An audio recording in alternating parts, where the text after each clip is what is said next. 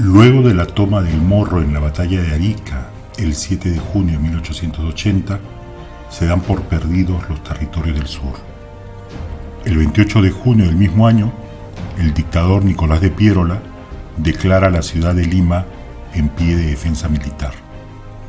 Por tal motivo, decreta un llamamiento a la reserva de todos los civiles entre 16 a 60 años de edad, sin distinción de condición, clase o empleo. Posteriormente, entre los días 22 y 27 de octubre de 1880, se llevó a cabo la Conferencia de Arica, a bordo del buque de guerra estadounidense La Caguana. Los representantes de Bolivia, Chile y Perú se reunieron con el propósito de poner fin a la guerra.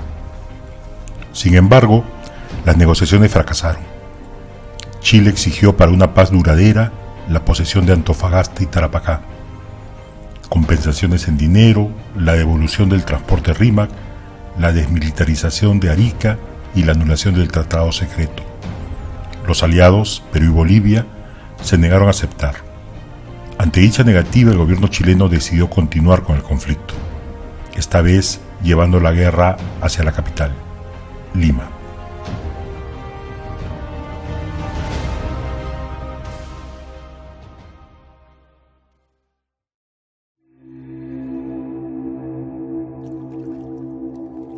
Ante la inminente llegada del ejército chileno a Lima, Nicolás de Piérola trazó su plan de defensa, con la intención de proteger la capital, mediante una línea de defensa en el norte y otra en el sur.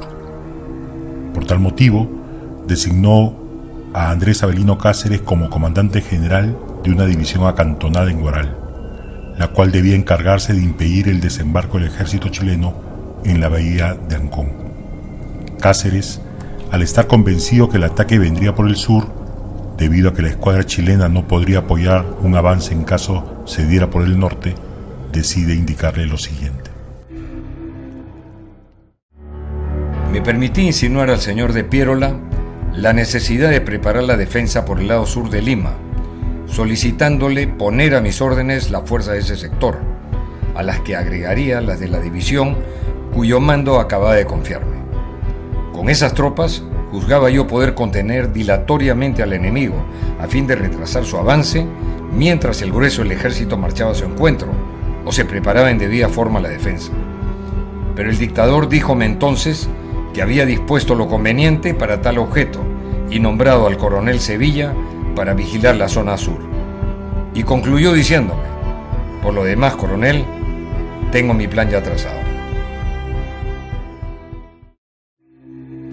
Siguiendo el plan de Marcos Maturana, jefe del Estado Mayor General, Galvarino Riveros, comandante de la escuadra chilena, desembarca la infantería en Curayacu, el 22 de diciembre de 1880. Los buques Angamos, Aptao y O'Higgins emplearon sus lanchas para el traslado de sus tropas. Tras 4 días de desembarco, las tropas chilenas se desplazan al Valle del Urín, sin encontrar resistencia alguna por parte de los peruanos. Desde ese entonces, ya nadie dudaba que los chilenos pretendían atacar Lima por el sur, lo cual se confirmó días después con el avance por tierra de las tropas desembarcadas en Pisco, las cuales atravesaron la provincia de Cañete, cometiendo todo género de atropellos. Establecidos ya en dicho valle, los soldados que llegaron a Curayacu, junto con el resto del ejército que había avanzado a pie desde Pisco, descansan y se abastecen mientras los jefes chilenos planean el ataque a la capital. A fines de 1880, Piérola ordena la construcción de 2 líneas de defensa, la de San Juan y la de Miraflores. La línea de San Juan tenía una extensión de 13 kilómetros aproximadamente, partiendo desde el Morro Solar a orillas del mar con dirección noreste, discurriendo por las cimas de los cerros hasta Pamplona. Esta línea, conformada básicamente por trincheras, sería defendida por cerca de 15.800 soldados del ejército de línea. Actualmente, esta defensa comprendería los distritos de Chorrillos, Surco y San Juan de Miraflores. La línea Miraflores tenía una extensión mayor a los 12 kilómetros, partiendo desde los acantilados en la costa hasta Monterrico Grande. Su defensa se le asignó al ejército de reserva, compuesto por más de 6.000 hombres, todos ellos civiles.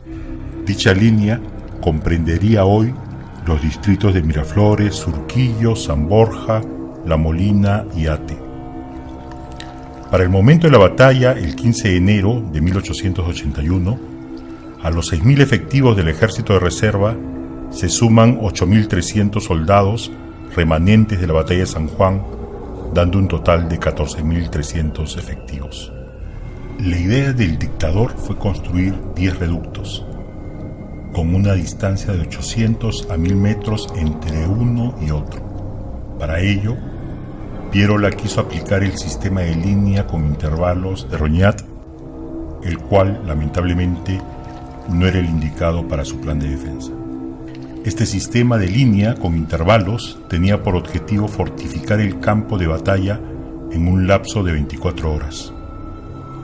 La línea Roñat debía comprender una serie de lunetas abiertas por la gola, construidas a una distancia de 200 metros aproximadamente una de la otra.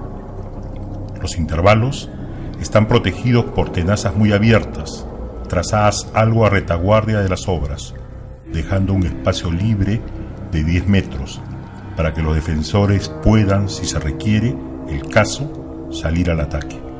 Las lunetas deben ser ocupadas únicamente por infantería, colocando la artillería en las tenazas.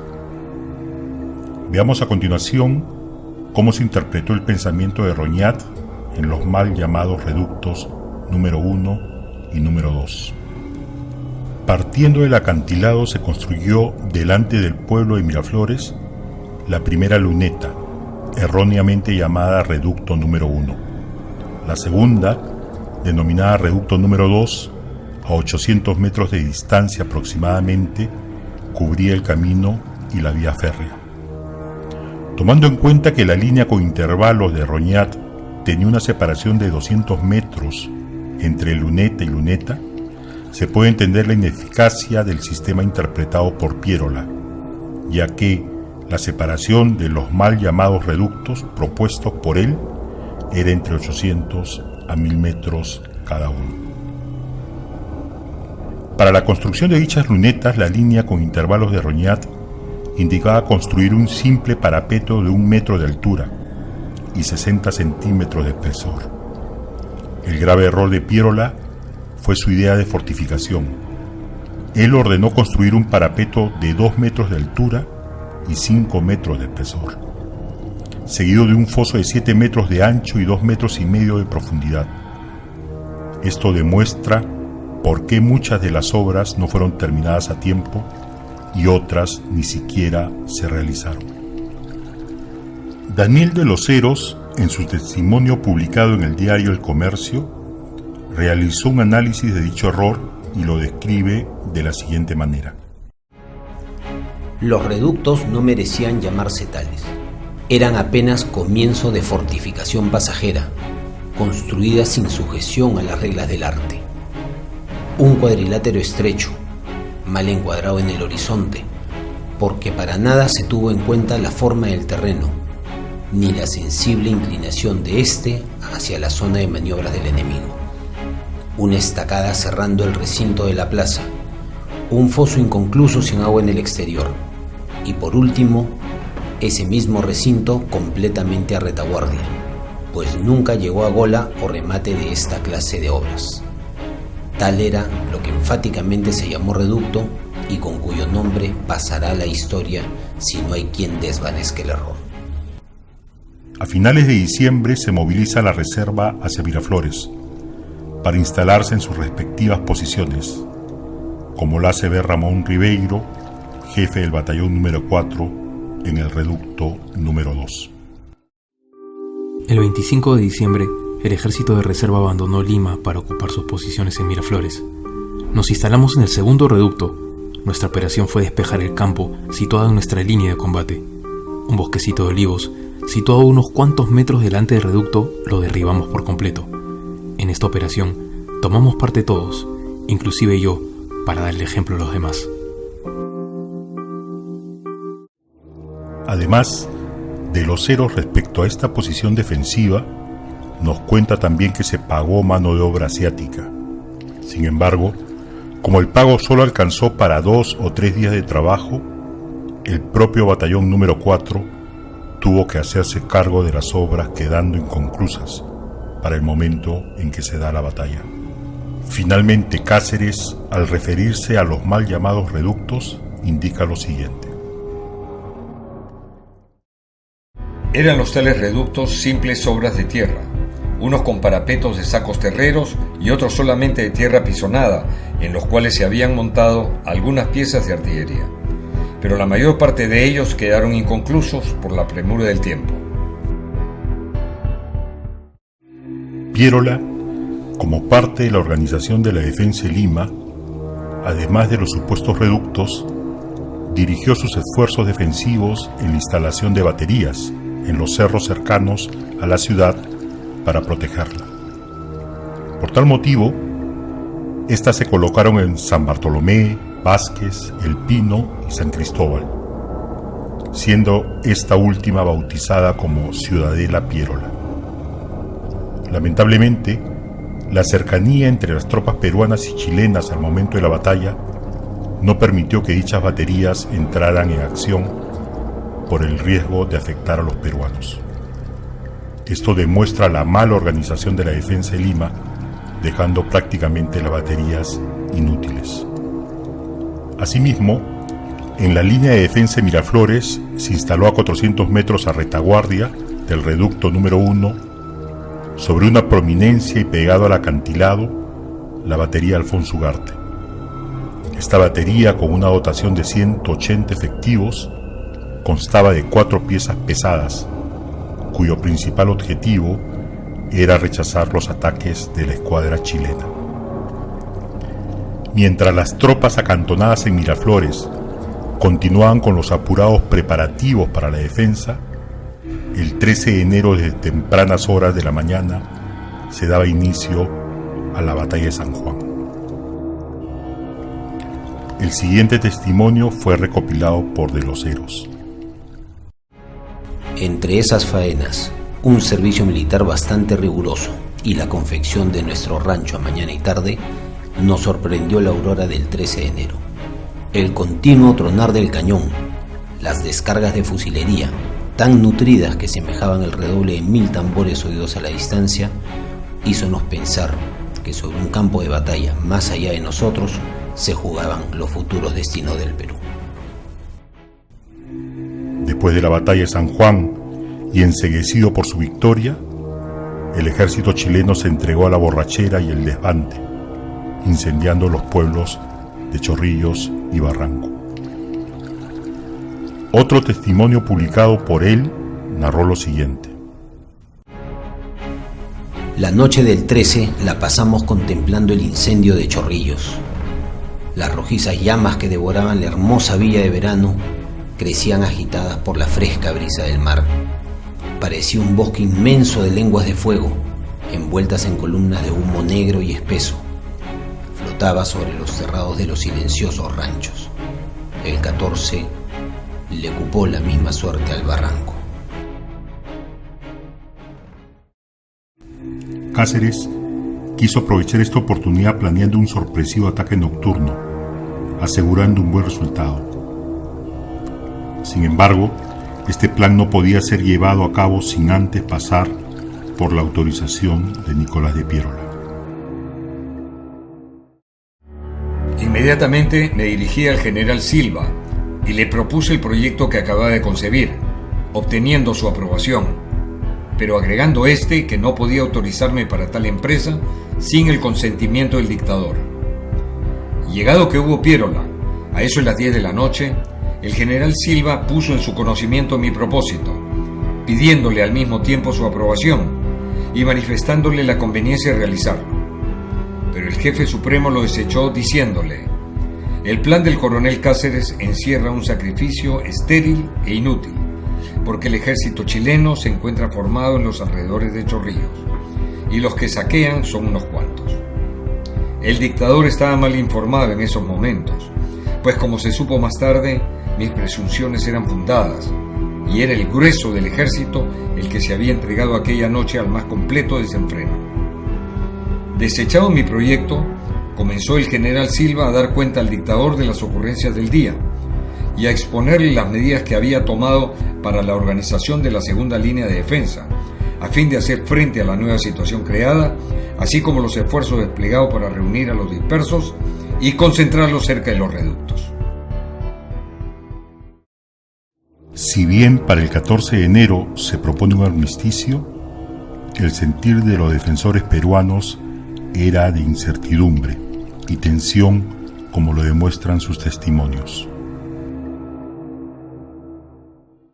14 de enero de 1881, reducto número 2. Me tocó hacer centinela a las 8:30 de la noche. El rancho estaba pésimo y no comí sino un pedazo de carne y otro de galleta. En unos momentos me vino a la memoria la idea de mi mujer y de mis hijos, que me causó un profundo sentimiento, al considerar que quizá dentro de pocas horas iba a quedar ella viuda y ellos huérfanos.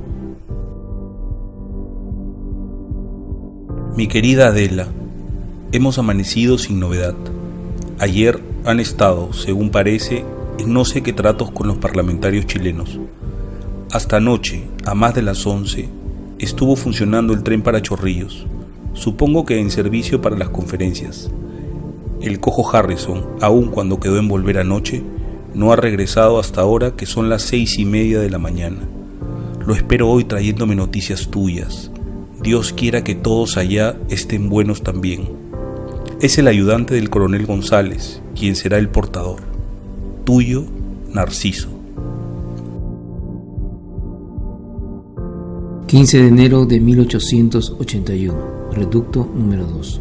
La mañana se pasó tranquila con la incertidumbre de si habría o no combate, y si aceptarían o no las proposiciones del enemigo. A las 9 a.m. llegó Mariano, llevándome cigarros y una botella de aguardiente que fue en aquellos momentos lo más deseado que podríamos recibir. Los amigos tomamos un trago cada uno, lo demás para los momentos más apresurados. El rancho, como de costumbre, malo. Desde tempranas horas de la mañana se hicieron evidentes los movimientos de las tropas chilenas. Estas ya se habían ubicado en unos tapiales paralelos a la línea de defensa en el ala derecha peruana, a una distancia de 1000 metros aproximadamente. De la misma manera, su escuadra se aproximaba ubicándose entre Miraflores y Barranco. El 15 de enero por la mañana, las tropas chilenas comenzaron a ocupar sus posiciones enfrente de nuestra línea, y lo que es más grave, a instalar su artillería. Como cada vez se acercaban más a nuestro frente, envié a mi ayudante, el capitán Flores, donde el dictador, para preguntarle si consentimos cruzados de brazos que los chilenos siguiesen acercándose. No recibí respuesta. Para la 1:30 de la tarde, las tropas chilenas ya se encontraban a 500 metros de las defensas peruanas. A las 2, mientras Nicolás de Piérola almorzaba con diplomáticos y oficiales extranjeros en la quinta Shell de Miraflores, se rompen los fuegos.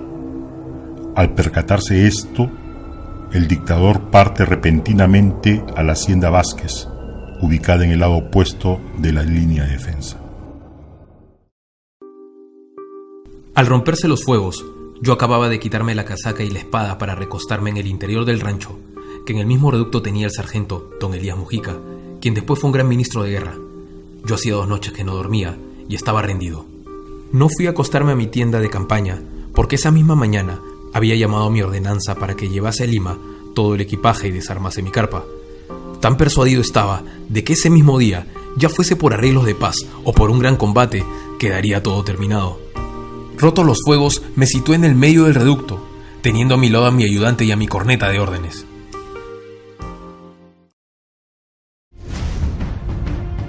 La batalla se inicia sobre el ala derecha peruana. El reducto número 1 y la batería de Alfonso Ugarte fueron los primeros en recibir los fuegos de la escuadra chilena. Pasados los minutos iniciales de la batalla, el coronel Pedro Lagos, jefe de la tercera división chilena, ordena una carga sobre la línea de defensa. Este avance fue contenido y rechazado por las tropas peruanas, obligándolo a retomar el ataque apoyado por refuerzos. Tras casi una hora de combate en dicha zona, el coronel Cáceres ordena avanzar a alguno de sus batallones, obligando a retroceder a los chilenos. Lagos reagrupa sus fuerzas y lanza 2 ataques más sobre las posiciones peruanas, los cuales son rechazados nuevamente por Cáceres, con el apoyo de algunos batallones del coronel Belisario Suárez. Esta primera fase del combate había resultado favorable a las fuerzas peruanas, que habían logrado repeler el ataque chileno. Lamentablemente, esta situación ventajosa para los peruanos no fue aprovechada. Debido a que no recibieron órdenes de Piérola, las fuerzas posicionadas en el ala izquierda, que no tenían enemigos al frente, no acudieron en auxilio de las tropas que se batían por la derecha. Ante la no llegada de refuerzos, Cáceres y Suárez tuvieron que replegarse a las 3:30 de la tarde, no sin antes rechazar un nuevo ataque chileno. Cuando se efectuaba el repliegue de las fuerzas peruanas a la línea de defensa, el regimiento Carabineros de Yungay cargó sobre la izquierda de Suárez. Gracias a la oportuna intervención de los escuadrones de caballería peruanos, lanceros de Torata y escolta, se evitó que estas fueran flanqueadas. Ante el fallido ataque chileno, el general Baquedano reorganiza sus fuerzas. Las tropas de Lagos se ven apoyadas con todos los batallones de reserva. Asimismo, Baquedano ordena que Lagos sea reforzado por su derecha con batallones de la primera división de Lynch y la segunda división de Sotomayor, sumando un total de 8.000 hombres. El nuevo ataque de Lagos se concentraría en los reductos número 1 y número 2 de la línea de defensa peruana. Aquí me batí yo. 6 días antes de la batalla me presenté al coronel Leca, jefe del batallón número 2 y del reducto número 1. Contábamos con 2 cañoncitos de cobre fundidos en Lima. Esa era toda nuestra artillería, y con fusiles de diversos sistemas y unos cuantos cajones de balas. Pero al momento de utilizarlas resultaron cambiadas y había que perder tiempo, en pleno combate, para hallar las que correspondían al fusil. Mientras tanto, en el lado peruano, los jefes de cuerpo de ejército, Cáceres y Suárez, buscan recomponer sus diezmadas fuerzas para cubrir el amplio sector que quedaba entre los 3 primeros reductos. Para poder hacer frente a un nuevo ataque chileno, era necesario contar con el apoyo de los batallones del ejército de reserva que se ubicaban en dicha zona. Estos estaban bajo el mando de Echenique, el cual en ese momento se encontraba en Vázquez. Al no existir unidad de mando, se dificulta la reestructuración de las tropas.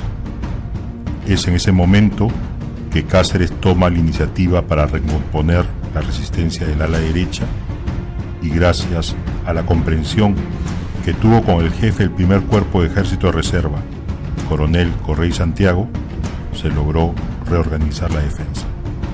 Por otro lado, en el ala izquierda de la línea peruana, los batallones de reserva que allí se encontraban y que hasta el momento no habían entrado en acción, se mantuvieron inmóviles por la carencia de órdenes de parte del dictador.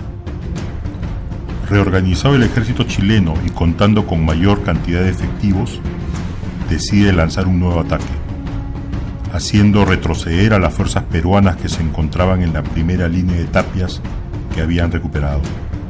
Frente a esta tenacidad, Lagos decide enviar otro batallón, debido a que la resistencia continuaba en una segunda línea de tapias y potreros. Ante la superioridad numérica del ataque chileno, los soldados peruanos se ven obligados a replegarse hacia la línea de defensa. A partir de este momento, el ataque chileno se hace más nutrido, concentrándose en los reductos 1, 2 y 3.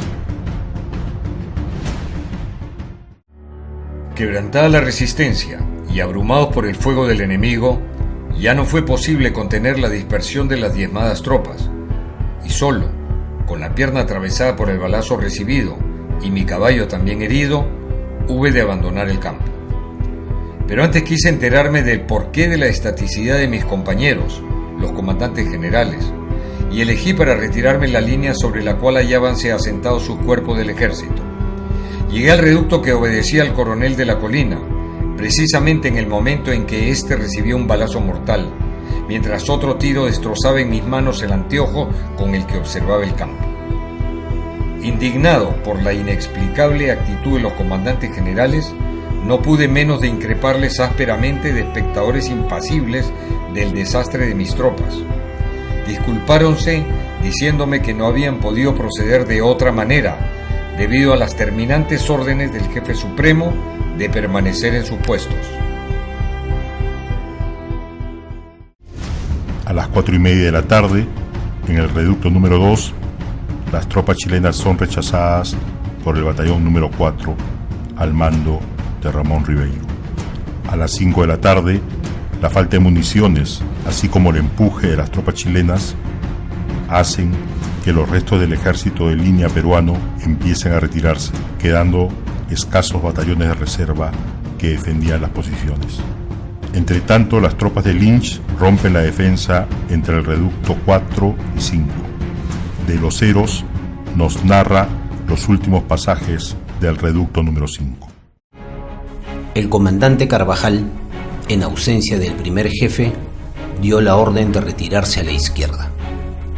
Desfilaron las compañías, con excepción de la primera, que no habiéndose apercibido de la voz de mando, continuó haciendo fuego. El comandante se encaminó entonces a esa compañía y repitió su orden. En cumplimiento de este mandato, el capitán Silva desfiló con la compañía, haciendo fuego en retirada, como lo verificó todo el batallón.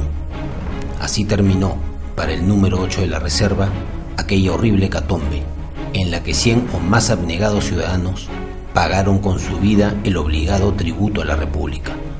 De entre esas nobles víctimas, recordamos al entendido y arrojado capitán don Juan Alfaro.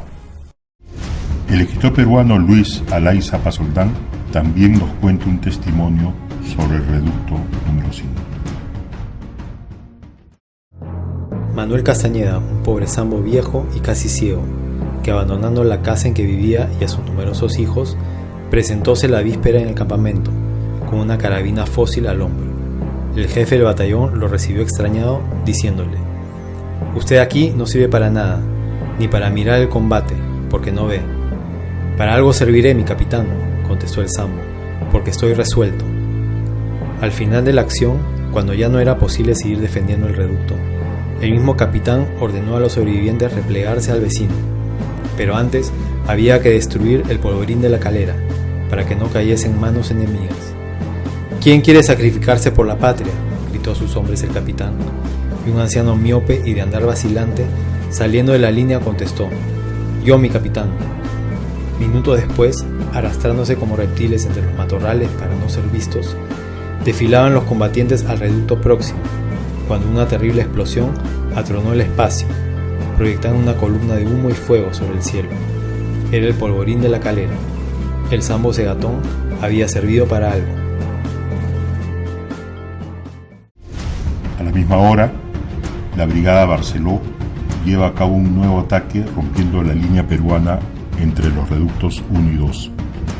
Esto debido a que las mermadas tropas defensoras no pudieron seguir resistiendo.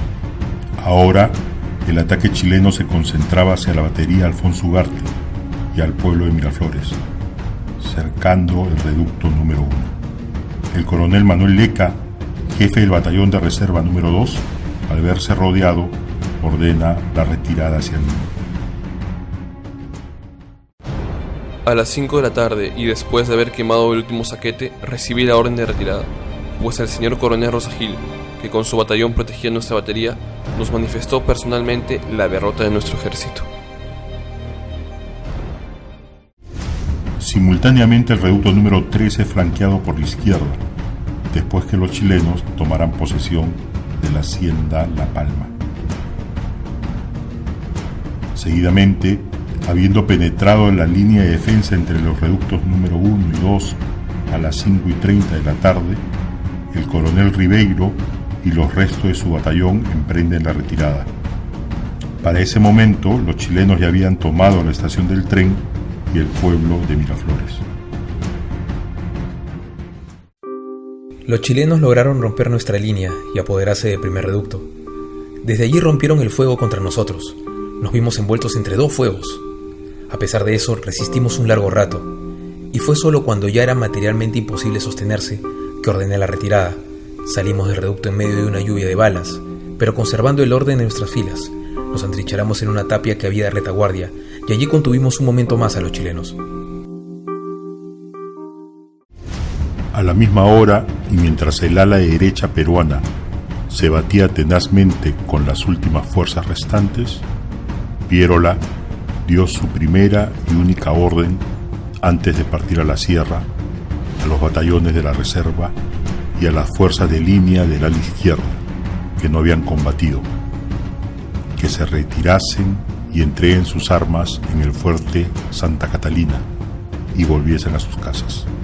Siendo poco más de las 6 de la tarde y una vez consumada toda forma de resistencia, Cáceres, herido en una pierna, con sus lentes destrozados, con el kepí agujereado por un balazo y la mayoría de sus ayudantes heridos o muertos, optó por retirarse del campo de batalla y dirigirse hacia Lima. Enseguida por la carretera, emprendimos la retirada a Lima. Mi batallón fue el único de los 4 primeros batallones de reserva que se retiró formado hasta la plaza de armas. Allí hice formar poco después de las 8 de la noche.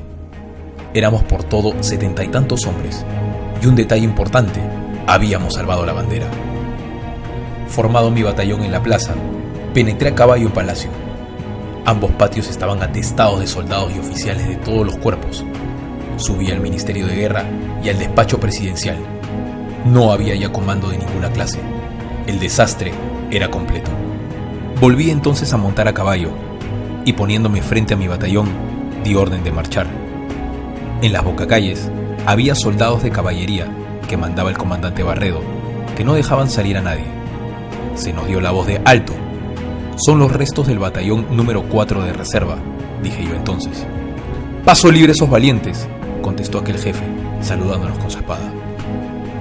Conduje los sobrevivientes de mi batallón hasta la calle Valladolid. Allí les dirigí unas cuantas palabras de despedida y les ordené que se retiraran a sus hogares, mientras yo corría en busca de mis hijos y de mi esposa, asilados en el Colegio Belén.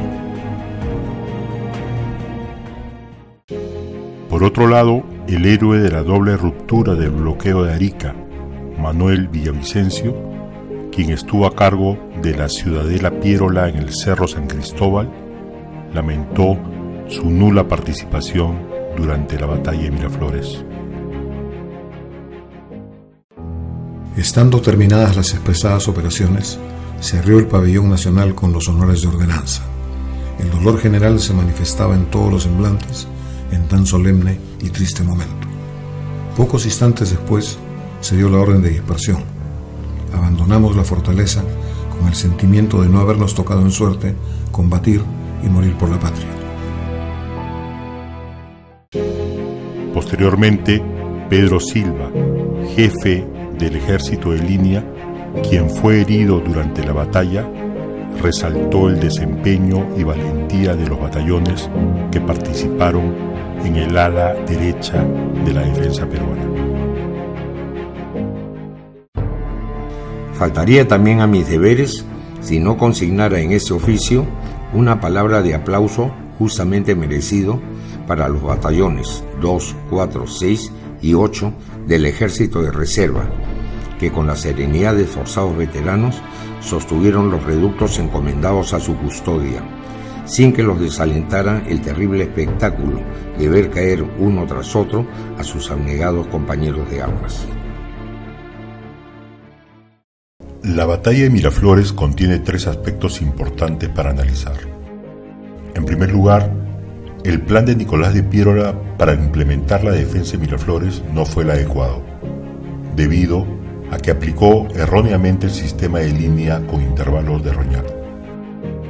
Por un lado, Pierola estableció una distancia de 800 a 1000 metros entre reducto y reducto, cuando el sistema Roñat plantea una distancia de 200 metros entre luneta y luneta.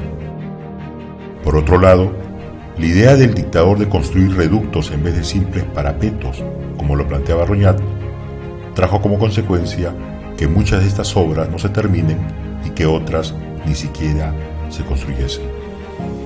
Finalmente, dicho sistema ya tenía más de 50 años de antigüedad para el momento en que se da la batalla. En segundo lugar, otro aspecto importante fue la ausencia del jefe supremo, Nicolás de Pierola, y el jefe del ejército de reserva, Juan Martín Echenique, quienes se encontraban en la hacienda Vázquez, lejos de las acciones en el lado opuesto del enfrentamiento. Asimismo, la falta de órdenes del jefe supremo, así como del jefe del ejército de reserva, trajo como consecuencia que la mayoría de los batallones de reserva se mantuvieran inactivos al momento de la batalla. En tercer lugar, la variedad de armamento dificultó la rápida distribución de las municiones, así como la confusión que se generó al momento de repartirlas, entregándolas a batallones a los cuales no les correspondían, perdiendo tiempo valioso que hubiera sido aprovechado para contener al enemigo.